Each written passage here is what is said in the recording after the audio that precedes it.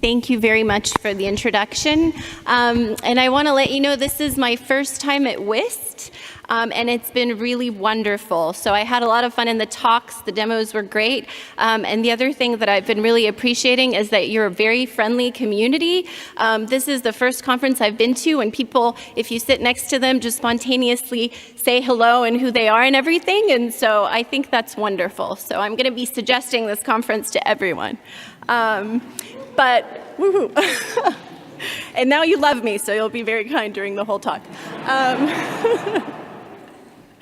But so I do work in human-robot interaction. And just to give you a little bit of a background of where I'm coming into that field from, I started thinking about robots sometime in the early 2000s, and I was particularly interested in this question of social robots. This seemed to me, I was trained as a political scientist, kind of sociologist. I had some background in anthropology, and this notion of the social robot just seemed like an unbelievable oxymoron. What do you mean, a social robot?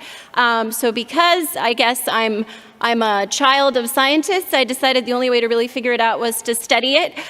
So for my PhD, what I decided to do is to actually go and study people who make robots. So I went to Japan, I went to the US, and if you look at the picture, that's me as a grad student taking notes as people are designing robots. And so my doctoral degree is in something called science and technology studies. And so the kind of perspective that I bring to robotics is in the critical studies of technology and also in applying methods and theories from different kinds of social studies disciplines. So from anthropology, psychology, sometimes sociology, to understand how people interact with robots. And I'm particularly interested in this notion that we have that we're going to have robots everywhere around us as some kind of ubiquitous interface. I know there are a lot of Microsoft people here. And in 2007, Bill Gates came up, had this article in the Scientific American, which became very popular, which said that we are going to have robots in every home, kind of like we got computers. And he was projecting about 20 years for this. We'll see if that happens. 20 years seems to be a usual safe projection for something that will happen in the future, and then nobody's going to hold you exactly accountable.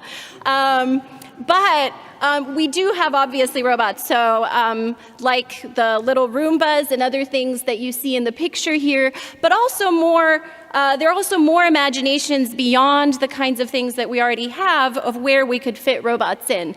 So this is actually, one picture is from a Japanese journal and the other is from Bill Gates's article. And you can see that the robots there are doing all kinds of different tasks.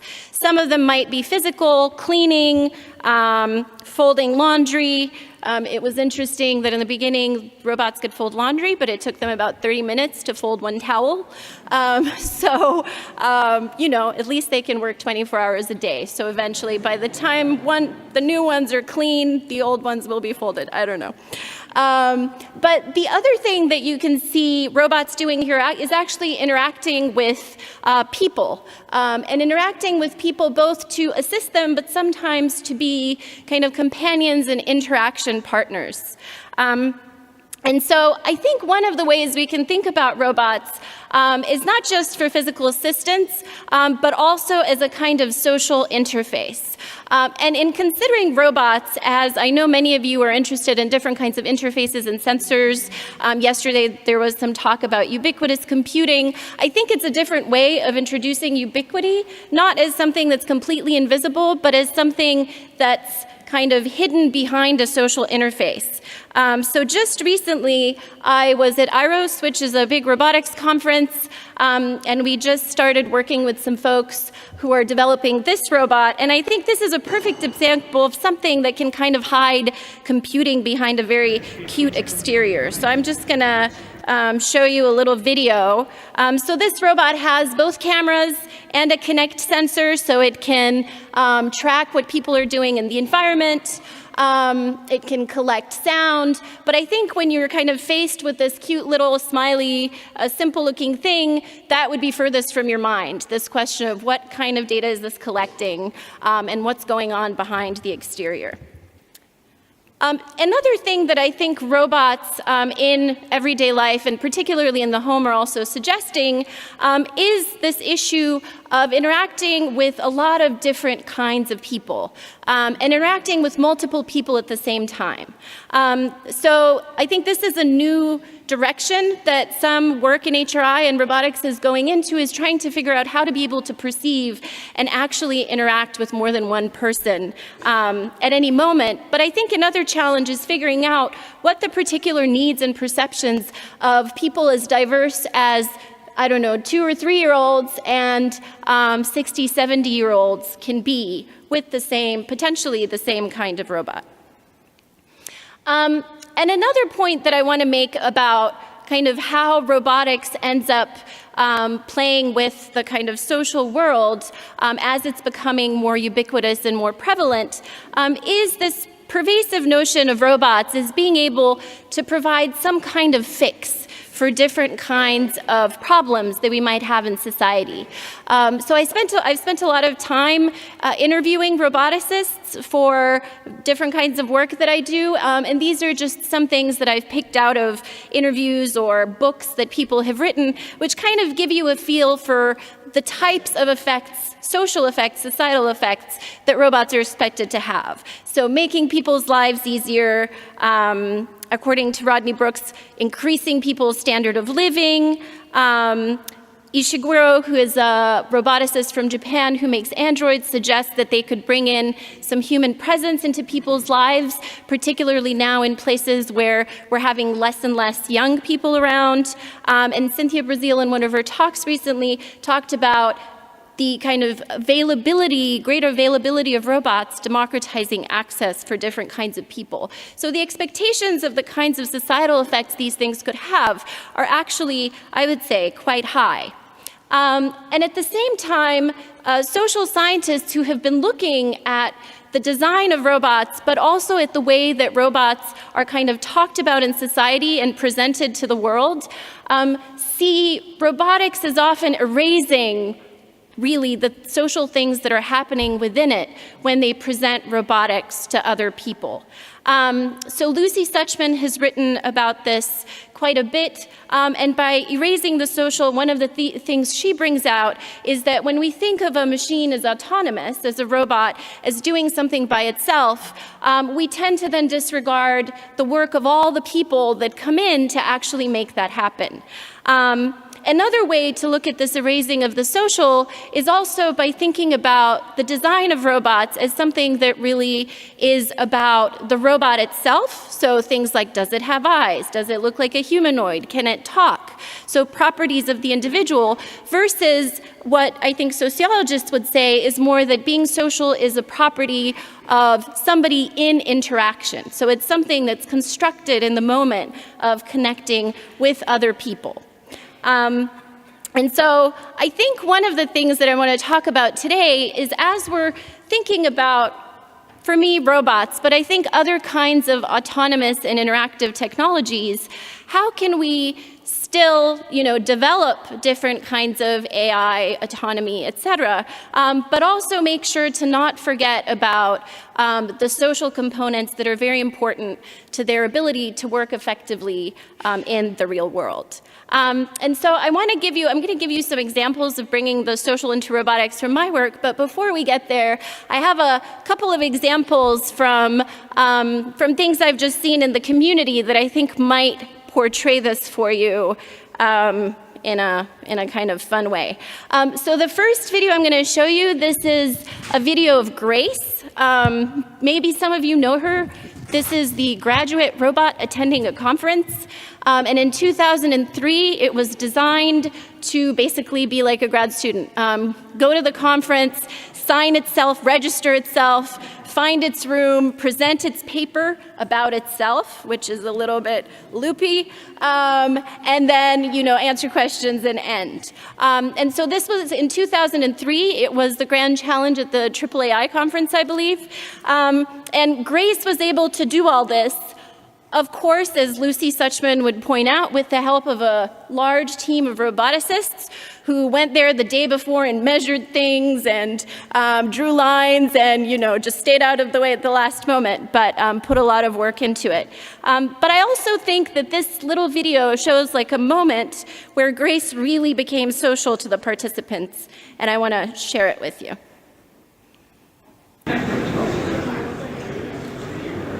So Grace is trying to register. So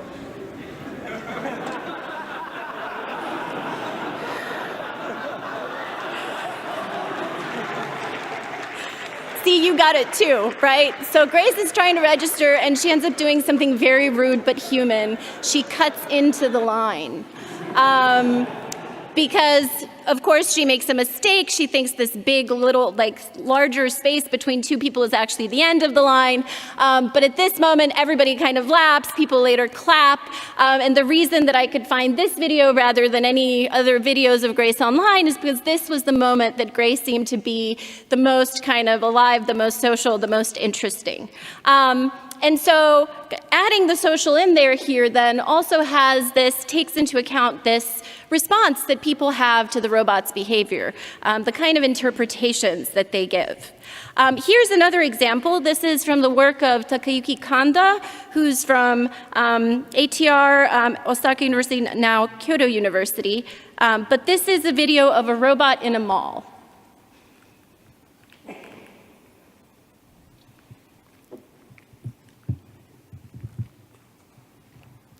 So what happens here, this was a surprise to the whole robotics community, is that children are mean to robots. They're not nice.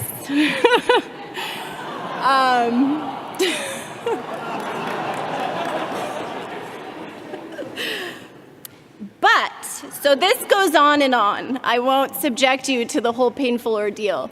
But if you noticed, one child actually was not mean to robots. It was multiple children in a group who were mean to robots. And we actually do some work on group human-robot interaction, and social psychology has a whole subfield which looks at these group interactions, and it's well known that group interactions can be intergroup interactions can be more aggressive and negative than one-on-one individual interactions. So if you kind of look at this that way, you can see that thinking about the specific social context and the dynamics of the interaction, not just with the robot and the individual, but with the multiple people that are part of that context, can also be very important in understanding what's going to happen to your robot, but also how to potentially design it so that it can avoid this. So what they did after this is they actually made the robot, whenever it saw a group of children, it would turn around and go the other way so that it wouldn't get caught. But even though we're starting to have this conception that the kind of social context and all of these social factors can be important, I think HRI, probably like still many other disciplines where there's a lot of focus on the development of technology and kind of making more sophisticated machines, actually studies these larger social contexts less than one-on-one interaction. So we have a lot of studies on individual, like one robot, one person, maybe a few with a couple of people, but very few with these small groups like the kids bullying the robot, and even fewer with thinking about the kinds of organizations or communities or larger kind of social structures that robots are supposed to fit into. So I'm going to try to give you some examples of how looking at these less looked at groupings can be helpful in terms of thinking about the design of technology differently. I'm going to focus on socially assistive robots in elder care because we've done a lot of work in that area, so I can pull examples from that. But I think that these kinds of, the points that I'm making, I hope, can speak to robotics more generally, but I encourage you to think about your particular kind of technical domain and how this might apply, and I would love to talk about that later. One of the reasons why we've done work in the elder care domain is because robotics has had such a great focus on elder care, with this notion that robots kind of like I said before, as a technological fix, can help solve issues that have to do with aging developed societies. And I'm going to talk to you about two different aspects of this work. So one is going to be thinking about robots in kind of organizations and communities, and the other one is going to be thinking about designing robots for the home. And trying to keep in mind, and identifying the social factors that might be important. So since robot videos are always popular, I'm going to show you one more. So this is this is a video of Paro. I don't know, do any of you know Paro? A few? Okay. So it's a video. So Paro is a robot that was developed in AIST in Japan by Dr. Takanori Shibata, and it was actually the first robotics lab that I was in. And I used to go with the team and observe as they were doing these studies with Paro and older adults. And I think you can see some, take a look and see what kinds of interesting interactions you find.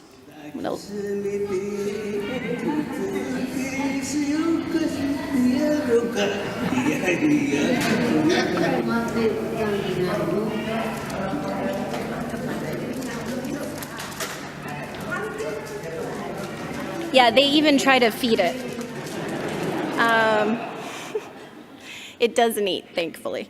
But so Paro is this, I think, we can easily say the most successful socially assistive robot out there. It's actually it's been under development for over 20 years, so I think development started sometime in the 90s. Now it's a commercial product. And there have been a lot of studies that are looking, and it's been used in over 30 countries. It's used in different kinds of organizations, largely with older adults, but also with children. And I think one of the things to me that makes Paro so kind of flexible and so usable in all these different situations is this design statement. So this is something that Dr. Shibata said in a kind of panel meeting that I was at with him. And what he says is that when he was designing Paro, he thought of it as having a limited number of functions as a machine. So if you look at Paro, Paro can respond to touch, it coos, it can respond to sometimes bright flashes of light, to sound, but as a kind of robotic technology, it's fairly limited. But his idea is that maybe it has a few functions, but through the interaction, it's going to have more functions. Evoke associations in people's minds, and so you don't actually have to, so it kind of, to me, this gels with the social science definition of sociality, which is that it's a property that actually grows through interaction with people, not something that's just a property of the artifact itself. However, most of the research on Paro has focused not on this richness of interaction, but on identifying its psychological effects and physiological effects. So this is just kind of two examples of common results from Paro, so stress reduction based on hormone levels, mood of participants before and after.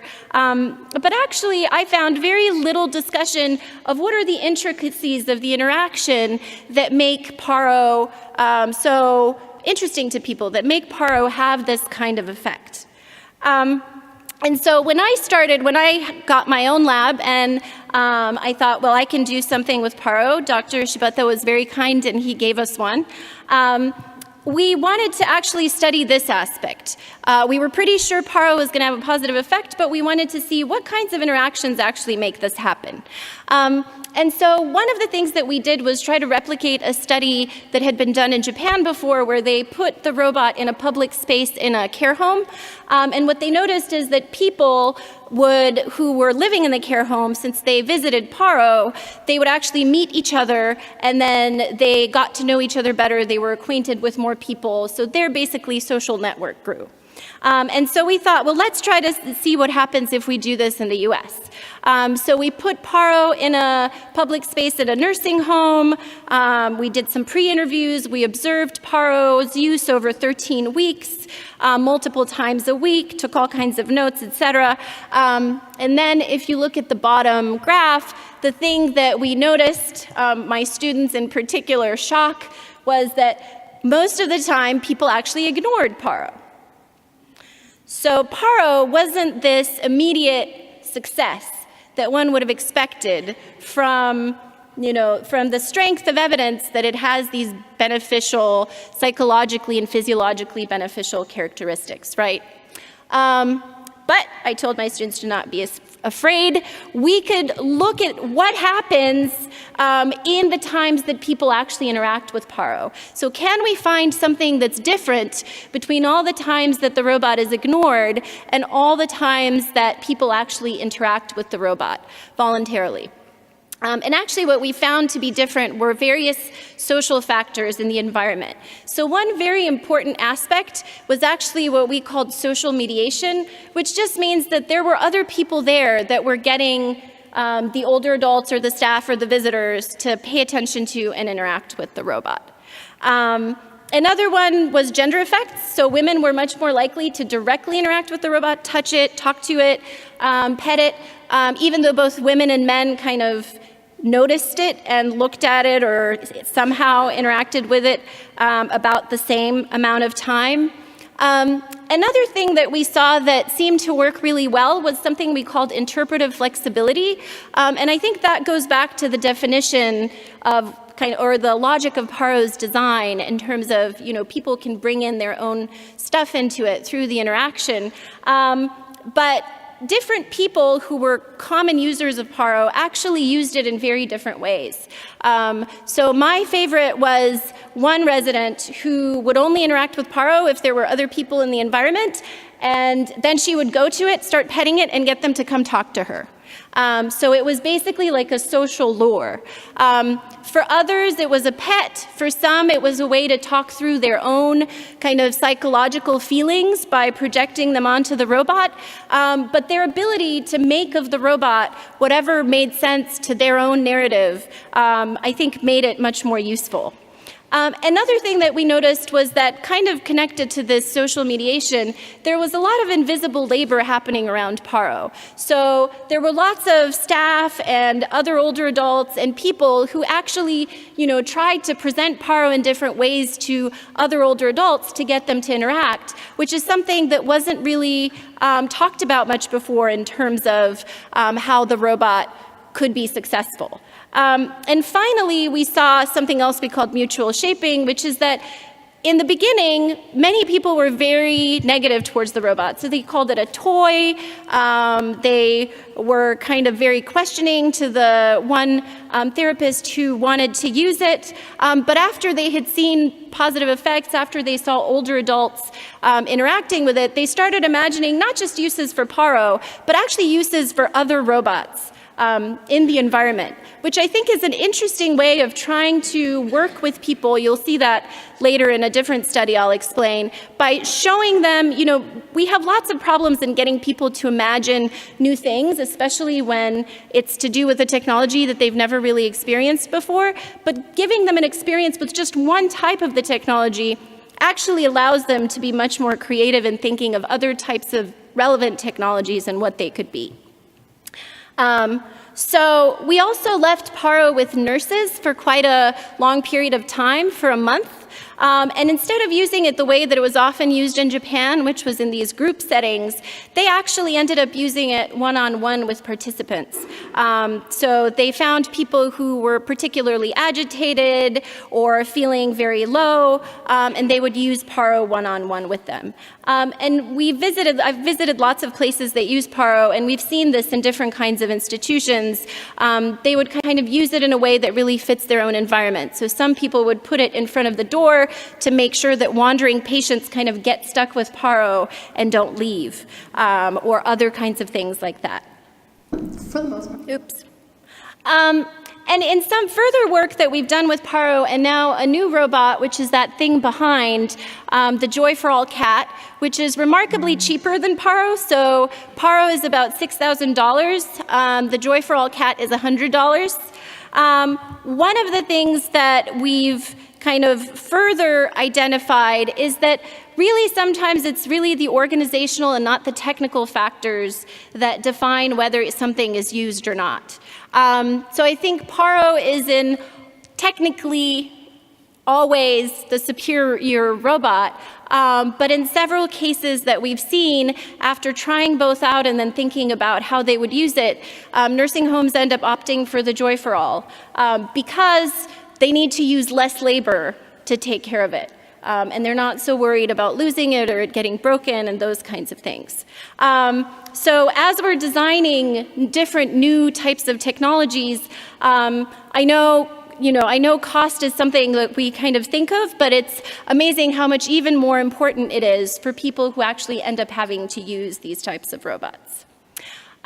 So since organizational factors are so important, we were lucky to get a call from a daycare, or intergenerational daycare, which has kids and older adults kind of being taken care of together, who asked us to come and work with them to test out robots for intergenerational interaction. So I think one of the things that came out of this work with Paro and organizations is the idea that really developing a robot for these kinds of real-world contexts also needs to take into account what are the goals of these organizations of communities, what are their limitations, and how can we actually feed that into either the choice of an existing technology or the design of a new one. So these are the different kinds of robots we tried over the last maybe 4 or 5 months.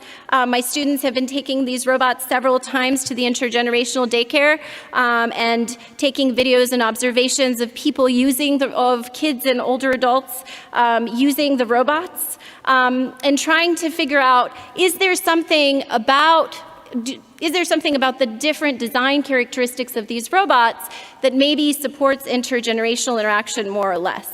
So I'm going to just show you a couple of videos of this So one of the robots was Now, a little humanoid.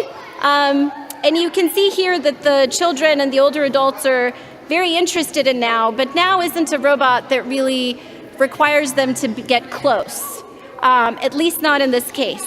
And they had some interaction with each other, the older adults and kids with the Now, more about asking questions about what is the robot doing, what's going on. And here's another video, which is Paro, and we were shooting the whole thing, so Paro is in the corner there. But you see that there's a much more proximate interaction because Paro is something that's held in a lap. The kids and the older adults were much closer together. They were touching each other. The kids were sitting next to the older adult, doing all kinds of things. So it's clear that I think for this kind of situation where you want people to not necessarily be interacting with the robots so much as with each other, having robots that kind of get the people to be close to each other is important. But another thing that we found is that you also need a robot that's not very engaging in and of itself. Because I think in the opening keynote, there was discussion about technology that kind of sucks our attention. Robots can definitely do that. Part of their design motto is how to get you to socialize with them. But here we want really robots that are kind of low in terms of their own energy and give people an opportunity to talk to each other. So Now the Joy for All and Paro worked well in that sense. And interestingly, when Now had trouble understanding what people were asking and couldn't answer the question, so it paused, that was actually the moment that allowed kids and older adults to engage more with each other. So it kind of overturns the interaction paradigm a little bit for how we think about designing robots if we're focusing on really using them to get people to engage each other. So I just want to give you a quick summary of this theme, and then I'm going to talk about robots in the home. So some of the things I want you to maybe remember is one of the things is to take away the focus from the autonomy of the technology to thinking about the kind of social environment that it's in. And also, I think this kind of work where we look beyond the one-on-one interaction, but kind of try to understand what's happening in the bigger organization or in the community, lets us understand kind of larger social dynamics. So not just interactions with the person and the robot, but interactions among people, as well as issues like organizational constraints, how much funding they have, how much labor they have, and also how organizational goals may, or priorities may kind of get them to choose one technology over the other. And another thing that I think is important is to think about community level or organization level metrics of success, which may not have to do with having them use the robot all the time, or having them use the robot more, or even having everybody like the robot better, but actually might have to do with using the robot a little bit, but seeing more interaction between kids and older adults, for example. Okay. So we promised robots in the home, so that's what we're going to turn to next. That's kind of a second environment, aside from organizations and communities, which is where I think robots, most of these socially assistive robots are being used at the moment. The home is kind of the next frontier where people are expecting robots to go. And just to kind of get started on the social challenges or where we maybe are erasing or losing the social, when we think about robots in the home, I want to show you two pictures from a study that we did with robotics researchers and then just normal people off the street, basically, where we showed them pictures of robots. I mean, you just had them organize them and talk to us, kind of categorize them, talk to us about what they thought these things were and how they fit together. And so this is as you can imagine, this is a typical researcher classification. We have humanoids, therapeutic robots, mechanical robots, autonomous cars. Very reasonable, right? Okay. This is a classification by a person from the street, so your user of the robot. Who knows what it's for is one classification. Scary, and I don't want to use it. Friendly, and I could use it in everyday life. Trustworthy, wobbly. So very different kinds of interpretations, but if you think about it, they're really looking at it as like, how does this relate to me? Not how does it fit into some idealistic classification of parts. And so this is interesting, of course, but when it becomes really relevant to designing usable technologies is when the kinds of assumptions that researchers bring into the design are actually found to be demeaning or extremely negative on the side of the users. So in another study that we did a similar study where we showed older adults a set of different kinds of robotic technologies that had been designed specifically with older adults in mind, and we had them critique them and identify what they liked and didn't like about them, talk about whether they would use them, why not. And one of the interesting things that came out of this study is that most of the older adults said, like, oh, these are cool. I like, this is interesting, but not for me. Like, I don't want this or need this. And one argument is, the older adults we talked to were not particularly ill at the time. I mean, they all still lived at home independently, though some of them had disabilities. But what they actually pointed out as being the most detracting from the robot designs was that they were all geared towards thinking of aging as a disability. So everything was about, let me bring you a glass of water, or, how can I help you move from this room to the other, or let me pick you up to move you to this other place. So everything was pointing out how much aging was a time when you could not do things. Whereas when they thought of themselves, they actually thought of many things that they could do and that they wanted more, maybe more augmentation so they could continue to do it for longer. One of the participants actually pointed out her bike with the electrical bike as the kind of technology she wants more of. Something that she would also normally do, but it's just letting her do that thing in a more easy way and for a longer time. They also mentioned that they wanted to see things that were designed for joy, not just to kind of foreground their disability. And when we talked to them about their understanding of aging, these are two kind of pictures of their of 5 words. We asked them to put together 5 words that describe their home and themselves and aging. And we actually found when they talked about themselves, they would say things like, I'm a dancer. Things that don't necessarily come to mind when you think of aging.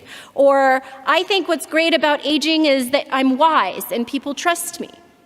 But they also brought out kind of much bigger problems that robots could never hope to solve. So things like, one of the participants said, there's no space for disabled people in this town. It's horrible. Another one said, I have issues with health insurance. What am I going to do if I don't get it, right? So obviously robots are not the answer and are never going to be the answer for these kinds of questions. And that points out that we can't just think about making robots or technologies to solve things that are, troublesome either about aging or any of the other social issues that we have. But it also pointed out to us that one of the things that maybe we need to do is try a little harder to work with older adults to actually define the goals and define the things that robot design should be geared towards. So over a couple of years, we did a participatory design project with older adults who were connected to a mental health facility. These were all older adults with depression. We focused on depression because it's very prevalent among older adults, and it actually makes people more physically as well as mentally unhealthy over time. And the reason we wanted to do participatory design is because it has a very long history in computing of actually kind of working with people who are going to use the technology to figure out both some of the goals in developing it, but also how to create the social structures around the technology that are going to support its use. One of the things that we were then having to deal with is that we're not designing in an organization anymore or in a workplace where people's roles are very well defined and maybe the kinds of things they do are well defined, which was the case for a lot of the early participatory design work, but now it's the home with people who have very different homes and very different experiences. So what we wanted to do is try to develop some kind of participatory design method that could be used with robots. And this is what we came up with. So we ended up focusing on mutual learning, which is something that's common in participatory design, but I think for robotics and new kinds of emerging technologies, like the types of things that you work with, it's particularly important because it's an attempt to find opportunities for both the potential users, so older adults, clinicians in our case, and the researchers, designers, technologists to actually learn from each other about each other's experiences and what they know. So we kind of ended up doing a series of workshops where we iteratively figured out what we don't know and then tried to learn more next time. So I'm just going to show you some examples of the types of things we did. The first thing we did was have interviews with all the older adults in their home. And that was eye-opening from a number of different perspectives. It's always interesting to go into a person's house, but it was particularly interesting to go into the house of several older adults with depression who were of a lower socioeconomic status and whose homes didn't look anything like the demo homes or robot video homes, which are all white and gleaming and clean. As a space for robots to go into, this is a much more challenging environment than even people who are trying to do robotics development in challenging environments are imagining. The other thing that we noticed is that everybody actually had technology. So there's always this idea of, oh, older adults don't use technology, they're going to be afraid. That actually wasn't an issue. Everybody had computers, phones, they talked to people about it through it, but most people didn't want to focus on technology in their life. We learned a lot about daily concerns, particularly loneliness and isolation. We learned about things like weekends being a most horrible time. So usually we are all happy when the weekend or a holiday comes, but for older adults with depression who are often socially isolated, that's the worst time because then they really see nobody for days. And we also learned about other issues like social stigma that they see from their environment or lack of funding to support their well-being or even having kind of social outlets. And we showed them also a lot of different kinds of robots which they critiqued, and both the therapists and older adults took to Paro. So I'll show you later, we actually deployed Paro in some of the homes of older adults. But what we wanted to do in PD is actually design some robots together. So we got some of our amazing drawing HCI students. I can't draw to save my life, but they can draw in like 2 minutes. And as the older adults would talk about the kinds of things they're envisioning for robots, they would actually put it on paper, and the older adults could then quickly critique and change their ideas about the design. And they came up with different characteristics like companionship, portability. Very important was obviously ease of use. Another thing that we did later was design within the home. So they had to actually design a robot and figure out where it would go in their different places in the house where they didn't want it to go. And then afterwards, we did some workshops where we actually showed them different Arduino components, sensors, camera, a kind of working robot face made out of Arduinos, and then worked with that kind of sensor technology to try to figure out what they would want in their robots. And all of this helped them kind of come up with more specific designs. So at the end, some of the things they said is that they wanted robots not just to interact with them, but to manage interactions with others. So for example, sometimes interaction can be overwhelming, and you don't want to be together with others, and then the robot could kind of keep them away. But they also had different concerns about other people, so how they might react to robots. They had privacy concerns about different kinds of sensors that were being used. But they also had lots of suggestions for different kinds of sensors they would want to see, like measuring dust in the air, or CO2, or light. And all of these things were connected to their depression and could tell you something about their health status.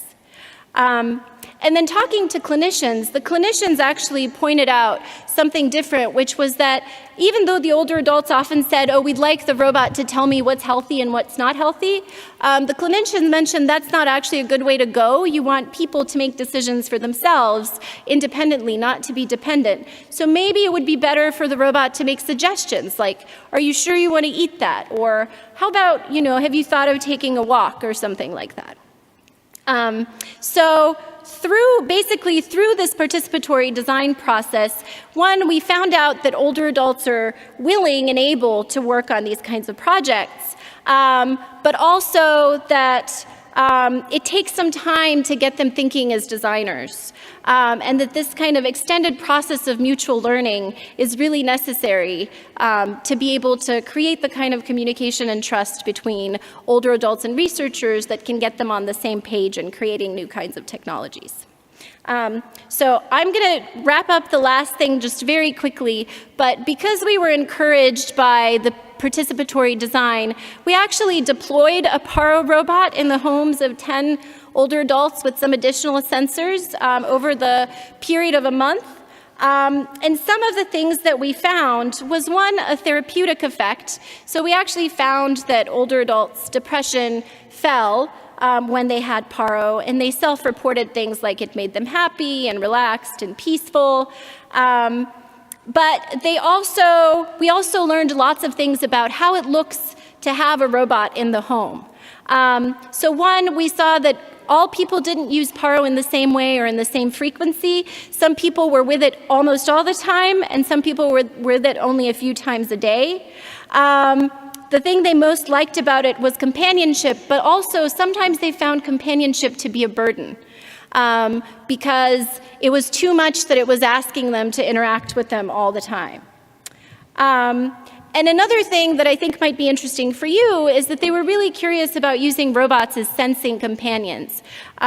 So we had collected sensor data on light and sound, and we actually saw that you could potentially predict mental health changes using that kind of low fidelity sensing data, which would be an interesting way to monitor patient status.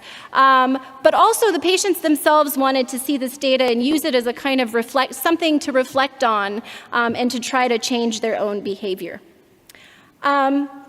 So I think in terms of this kind of second part with robots in the home, we definitely learned that, through this kind of collaborative design, you get a common grounding about the social context, but also that letting people experience the technology over a longer period of time can give them many more ideas about how they can suggest new kinds of features.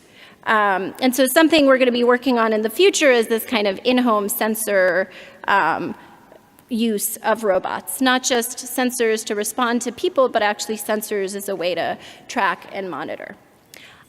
So just to wrap up, I think in terms of thinking about designing with the social in mind, some of the things that I would extract from our experience are, things to maybe keep in mind or think about interpretive flexibility, leaving space for users to kind of make up their own minds and come up with their own uses and stories for the technology, the interactive technology you're developing. Augmentation of abilities and kind of designing for increasing positive experiences, not just ameliorating negative experiences, is also something that's important. And I think enabling users to keep being reflexive and active as they interact with the technology is a good goal to have. And of course, if you're working with a community or working with an organization, one of the first things to figure out is what are the goals and limitations of this particular place. So as a kind of final message, though it's wordy, I'm sorry, I wanted to leave you with this.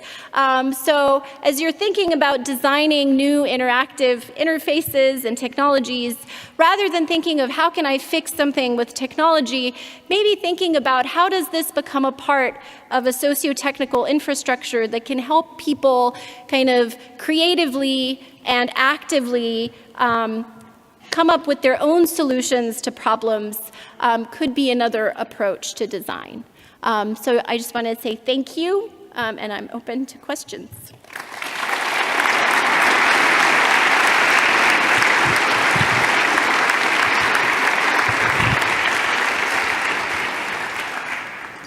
Thank you so much. Please take your chance. There are 2 microphones. Line up at a microphone and feel free to ask questions. I'm happy to answer all questions about robots. Hello, hi. Hey, Carsten Zei from Google, hi. Thank you very much for a lovely talk. It was fantastic to see all these effects robots can have. I have a fundamental or like a conceptual question.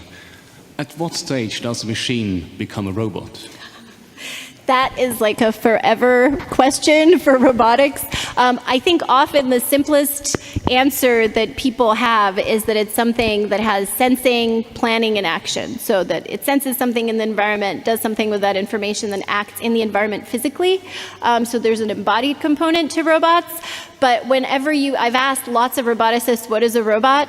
And it's run the gamut from your dishwasher is already a robot, to your car is already a robot, also to often what we think of as robots in popular culture are things that are not here yet. So when we get something, even though it might technically be a robot, so if you think of your dishwasher, it senses what's in there, how dirty it is, it can, use as much water as it needs or send the jets in a particular direction. That's actually a robotic kind of ability, but once we get used to it, we don't call it a robot anymore.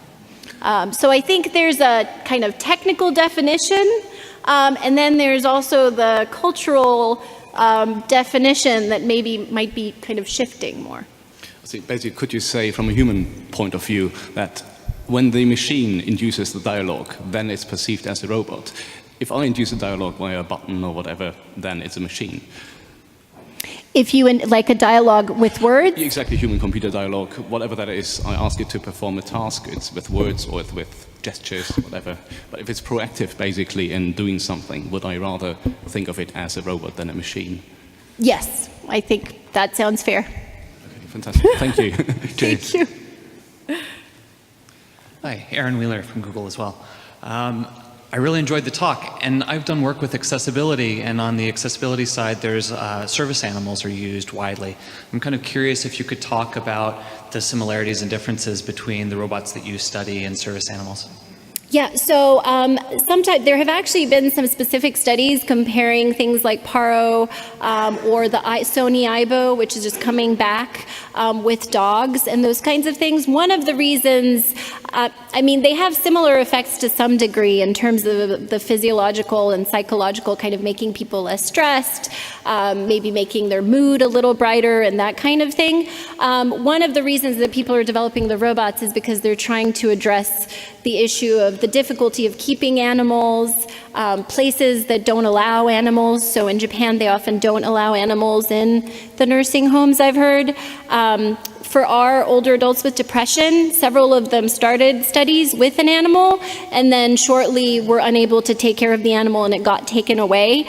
So I don't think it's necessary, I wouldn't see them as a like animal substitute, but particularly in cases where animals may not be freely available, or even in terms of the nursing homes we've been to, many of them have a pet activity, so somebody comes and brings an animal every now and then, but those are maybe once a week, so they appreciate having something in between those times. And then for some older adults, the animals are too lively, so then the robot is kind of a calmer, more predictable kind of technology to use. And I don't know if you can keep baby seals in the home or not, but... Yeah, no, not really. Although the robot has the funky design detail is you shouldn't put it in water. So. And quickly, did you, a lot of your studies have talked about the effects in the home. I'm curious about if you've also looked in the workplace. We haven't put these, so the only workplace we've put them in is the nursing home. But we've done another study with the robot in a workplace, which was it was a prototype we built that was supposed to get people to manage their break taking, so get them to take breaks at regular times. And I think there's always surprising dynamics. So one of the things that happened during that was that people started feeling manipulated, so they decided not to take breaks when the robot told them, but they took more breaks anyway because they were reminded they should take breaks. And then they also banded together in little groups of like, what is your robot doing? Let's figure out like, what is this thing up to and stuff like that. So there were definitely, it was a one-off, so we haven't done a lot in workplaces, but I think you could definitely do things there. Did you talk to the staff at all? Did they feel like their jobs were being co-opted by these robots, or did they feel like it was helpful? No. So these robots they basically use them to kind of give themselves a little bit more time between things. So I don't think they felt that their job was co-opted because it was doing such a totally different task than anything that they do. I think one of the issues that they had in some cases is particularly with the comparison of Paro and the Joy for All.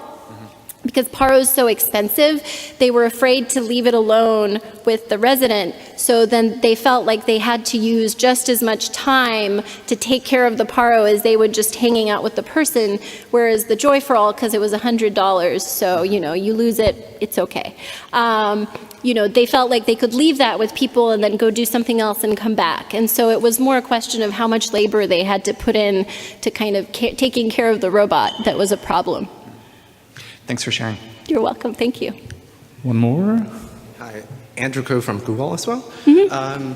So I really like the idea you pointed out saying deploying robots, going into the direct interaction with people and make the socialness out of that interaction instead of explicitly design those social characteristics. But on the flip side, I was wondering, where there is baseline of social characteristic and interaction, you need to design to actually trigger those kind of, really socialness in the deployment and interaction with the people. Mm-hmm. Yeah, that's true. I think Paro definitely has minimal social characteristics, and there's several people who work on minimalist robots. I think maybe my favorite is Keepon. I don't know if anybody's seen it. It's like a little yellow thing designed by a Japanese roboticist called Hideki Kozima, and he says that the minimal social thing is that it has some symmetry, it has two eyes, it's something that you can look at and it has some emotional, so Keepon can kind of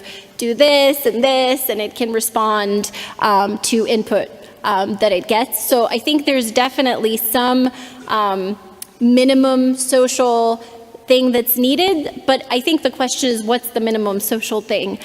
So I think a very interesting study that was done quite a while ago by Jody Ferlizzi from Carnegie Mellon University was they put Roombas in people's homes, and they actually found that after a while, people started giving the Roombas names, and they started kind of talking about them like they had needs and feelings. I give my Roomba stickers when it has a particularly hard time doing something. And they kind of explained that as because it had, so autonomy itself might be a kind of social cue in and of itself. Like we might start kind of ascribing mind or feelings or other kinds of things. But I think a really interesting question is, what are these minimal social characteristics that you need to put in, whether it's contingency of movement or, kind of reaction or something about the appearance that can make the thing seem social. Thank you. Yeah, thank you. Thank you so much. Thank you. So,